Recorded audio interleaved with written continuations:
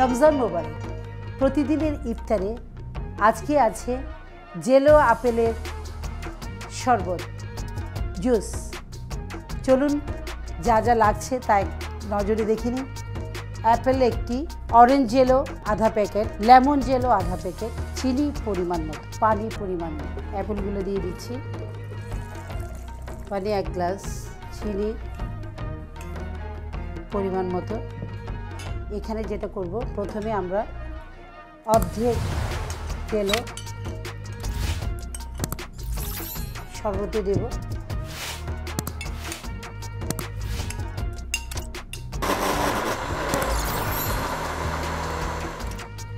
এখানে অর্ধেক করে ঢালতে হবে। এরপরে আমরা 4 টুকরা 6 টুকরা করে জেলোগুলোকে আবার গ্লাসে দিয়ে দিই। এভাবে তৈরি হয়ে গেল আমার জেলো অ্যাপেলের শরবত। এই পর্যন্ত আমরা অনেক রকমের পুডিং খেলাম ইফতারিতে। তো আজকের পুডিংটা একটু ভিন্ন প্রকৃতি, সেটা হচ্ছে বাটার ব্রেড পুডিং। তৈরি করতে যা লাগবে: পাউরুটি 2 টুকরা, মাখন 1 টেবিল চামচ, চিনি পরিমাণ মতো, দুধ 1 কাপ, ডিম 5টা থেকে 6টা, গুঁড়ো দুধ 1 টেবিল চামচ। প্রথমে আমরা বাটারটা এভাবে লাগিয়ে নেব, যতটুকু মোটা করে লাগানো সম্ভব। প্রথমে আমরা দুধ ঢালব,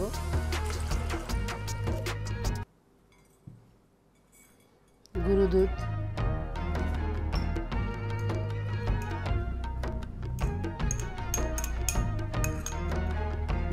চিনি,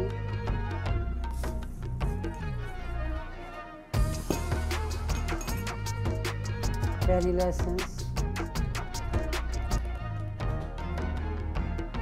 ডিম।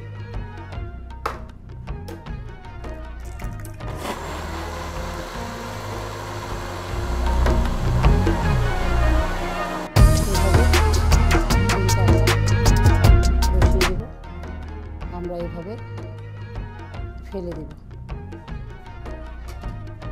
বাটারটা নিচের দিকে থাকবে, পাউরুটিটা উপরের দিকে থাকবে। এখন আমরা এটা ওভেনে বেক করছি।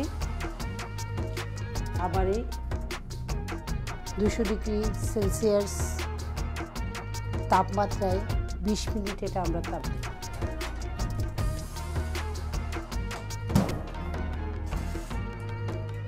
এখন আমি আমার ব্রেড বাটার পুডিং বের করে নিচ্ছি।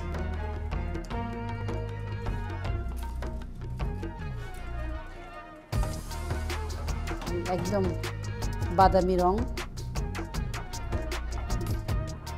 এটাকে আবার অন্যান্য পুডিংয়ের মতো সাইড দিয়ে এভাবে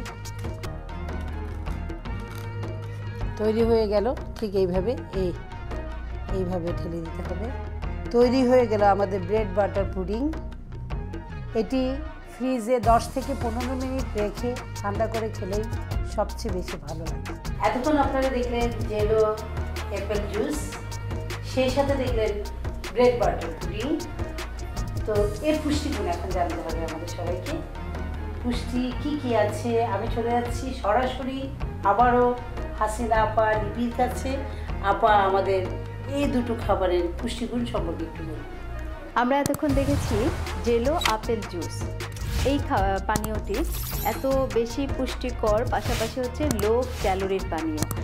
অর্থাৎ 100 গ্রাম আপেলে মাত্র 76 ক্যালোরি আছে, যা কিনা অনায়াসেই আমরা অনেক বেশি পরিমাণে খেয়ে পানির ঘাটতি পূরণ করতে পারি। সেই সাথে আমরা আরেকটি খাবার দেখেছি, ব্রেড বাটার পুডিং। সেটি কিন্তু খুবই উচ্চ ক্যালোরি মূল্যের, অল্প করে খেতে হবে।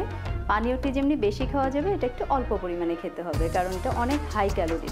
ভাজা পোড়া খাবার বাদ দিয়ে আমরা যদি ব্রেড বাটার পুডিংটা ঘরে তৈরি করে খেতে পারি পরিমিত পরিমাণে, আমাদের শরীর ভালো থাকবে, সুস্থ থাকবে। ধন্যবাদ আপা। দেখলেন তো, ভালো বুঝে আমাদের একদম খেতে বারণ করা হচ্ছে, কারণ এটাতেই আমরা আসলে গ্যাস্ট্রিক, ক্যান্সার এই ধরনের রোগাক্রান্ত হচ্ছি। তো যাই খাই না কেন, সব কিছু পরিমিত খেলে আসলে আমরা সুস্থ থাকবো। তো আজকের এই খাবারগুলো আশা করি আপনারা সবাই ভালোভাবে শিখেছেন। আবার কালকে দেখা হবে। আল্লাহ।